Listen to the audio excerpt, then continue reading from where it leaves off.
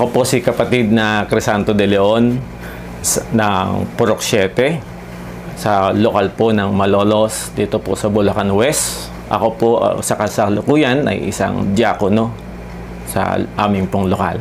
Ako po ay natapos ng Bachelor of Science in Industrial Education bilang teacher sa Bataan Peninsula State University. At sa ngayon po, ako po ay nagtuturo sa Bulacan State University bilang professor. Ang tinuturo ko po ay drafting at drawing.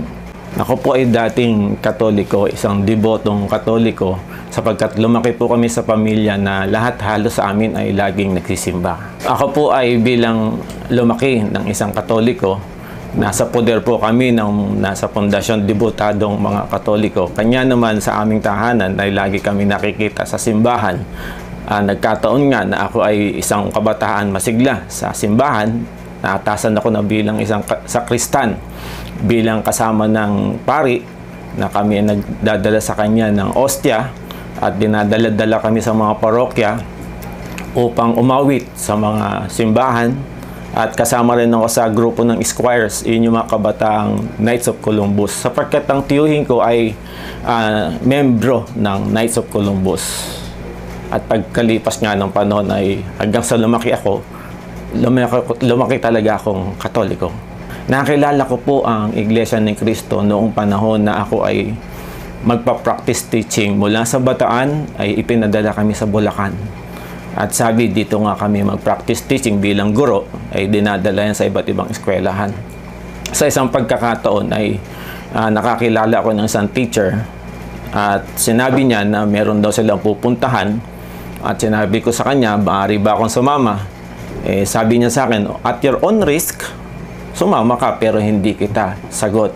So sa madaling salita, ako'y napapunta doon sa unang pagkakakita ko, akala ko kulto Kasi nga, ang mga tao nakabihis ng napakaganda. Maayos ang simbahan. Tapos, basta nakatahimik lang sila. Walang ginagawa kundi nakaupo. Basta tambilin sa akin ng kaibigan kong teacher, kung ano ang gagawin ng katabi mo, gawin mo rin. Sa madaling salita, kung sila'y naupo, ako'y uupo. Kung sila'y tatayo, ako'y tatayo. Hindi ko naiintindihan kung anong sinasabi. Amen ba? O ama ba? Or hindi ko alam. Basta, kapag nakita ko silang umupo, upo din ako. Hanggang sa matapos ang kanilang pagtitipon, tinanong ko siya, ano ba itong pinasukan natin? Sabi ko sa kanya. Ang sabi niya, iglesia to. Sabi niya. Ano yung iglesia? Iglesia ni Cristo. Ano yung iglesia ni Cristo? Hindi mo ba ito alam? Yun ang sabi niya lang sa akin. Pagbalik ko po ng Balanga, Bataan, sa aming bayan mismo sa Bataan, hinanap ko talaga yung kapilya ng iglesia. Hindi ko alam na ang kapilya pala ng iglesia ay isang kalye lang ang pagitan sa bahay namin.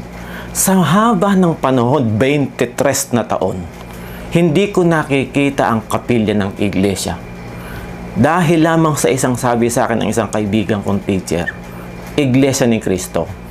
Sa mga katuwid, kinabukasan, pumunta ako sa kapilya mismo ng Iglesia ni Cristo. Nagtanong ako sa bantay kapilya. Sabi ko sa kanya, ito po ba yung kapilya ng iglesia? Oo, sabi niya. Ano po ba ang kailangan nyo? Ano may paglilingkod? Gusto ko po sana mag-iglesia. Sa unang banggit ko ng ganun, parang nagulumihanan po siya. Parang may kakaiba ba sa sinabi kong gusto kong mag-iglesia? Siguro, dahil nga sa hindi naman ganun kadali ang pumasok sa iglesia. Basta sinabi ko sa kanya, gusto kong mag-iglesia. Ganun po ba? Hali po kayo. At samahan ko kayo sa ministro. Pagkapunta namin sa ministro, ipinakilala niya ako at ang banggit nga niya sa akin ay, ito yung aming ministro. Lahat ng katanungan mo tungkol sa relihiyon sa Iglesia ni Cristo, sasagutin niya. Ganun po ba? Nung magpasimula na ko, ang unang tanong niya sa akin, bakit ka nagpunta rito? Ang sagot ko sa kanya, gusto ko po mag-Iglesia ni Cristo. Saan mo nalamang may Iglesia ni Cristo? Ako po'y nagpa-practice teaching ako sa Bulacan. At may nagsabi sa akin, isang kaibigan kong teacher, mas matanda po sa akin. Sabi niya sa akin, Iglesia ni Cristo ito. Di nagtanong po ako kung saan iglesia at dito nga po ko dinala. Gusto ko po sana mag-iglesia. Buhat po noon, nung inaral niya po sa akin, napakadami ko pong tanong. Dahil napakadami ko pong pinagdaanan sa relihiyon namin na talagang tuwing magdodoktrina po kami, ako ang laging nagtatanong. Sapagkat 23 anyos na po ako. Kanya yung mga tanong ko talagang sa lahat ng nababasa sa Biblia, kung ako ay nasa simbahan, may Biblia rin kami binabasa. Tinatanong ko sa kanya lahat ng bagay. Pati kung bakit ilan ang Diyos sa inyo, bakit sa amin may Diyos Ama, may Diyos Anak, may Diyos Espiritu Santo. Tuwing nagpapadasal kami ay nakatilang magkakapatid, nakaluhod po kami. Yun ang dinadasal namin. Pero tinatanong ko sa yun ba ay may katotohanan? Pinaliwanag niya pong lahat sa akin mula sa Biblia. Sinabi po ng ministro na wala sa Biblia yan. Ang purgatorio, wala sa Biblia yan. Kaya tinanong ko po sa kanya mabuti, wala sa Biblia ang purgatorio. Pero tuwing nagdadasal kami, hanguin mo ang mga kaluluwa sa purgatorio. Tuwi-tuwi nang kami nagdodobena. Yung pala'y wala. Pati yung nababasa namin sa arko, yung 3 persona, yung Diyos Ama, Diyos Anak, Diyos Espiritu Santo, pati yung pagkaantanda ng Santa Cruz. Tinanong ko po sa kanila, sinabi lang, wala sa Biblia yan. Ang meron sa Biblia ay yung mayroong tatak ng mabubulit sa dagat-dagatang apoy. Iyon yung mga may tatak. At iyon yung may tatak ng Santa Cruz. Kaya, sabi ko, bakit ginagawa pa rin ng nasa Katoliko itong mga bagay na ito? Hindi ba nila ito nababasa sa Biblia? May hindi man lang sinabi sa amin ng pari na mali ito, na ang magtatanda ng Santa Cruz ay silang mabubulit sa dagat-dagatan. Bakit hindi sinasabi? Yun po yung mga katanungan nagpabukas sa aking isipan na may mali nga.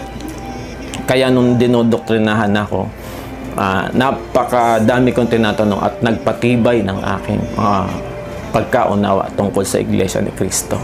Tuwing ako ay magtatanong sa ministro, ang lagi niyang binabanggit sa amin, kung kayo po ay may katanungan, kami po ang babasa mula sa banal na kasulatan. Hindi po kami magbibigay ng aming samot-saring opinyon na magmumula po sa amin. Ang lagi niyang banggit sa amin, kung meron kayong tanong, dito po natin itatanong at ang Biblia mismo ang sasagot sa inyong mga tanong. Ako po ay nabautismuhan noong July 21, 1994. Sa araw ng paghukom, isa sa pinapanalangin ko yung lisanin ko man ang mundong ito. Umaasa ko na yung lahat ng mga anak ko ay patuloy na nasa loob ng Iglesia ni Cristo at tinutupad nila ang kanilang mga tungkulin. Iyan lang ang kaligayahan ko. Ang makita ko ang aking buong sambahayan, tumutupad ang tungkulin sa loob ng Iglesia ni Cristo. Umaasa ko sa pagdating ng araw, sa araw ng paghukom, ang buo kong sambahayan ay magtatamo ng kaligtasan sapagkat hindi kami nagkamali na pinili namin ang Iglesia ni Cristo sapagkat dito lang sa Iglesia ni Cristo matatamo natin ang kaligtasan sa araw ng paghukom.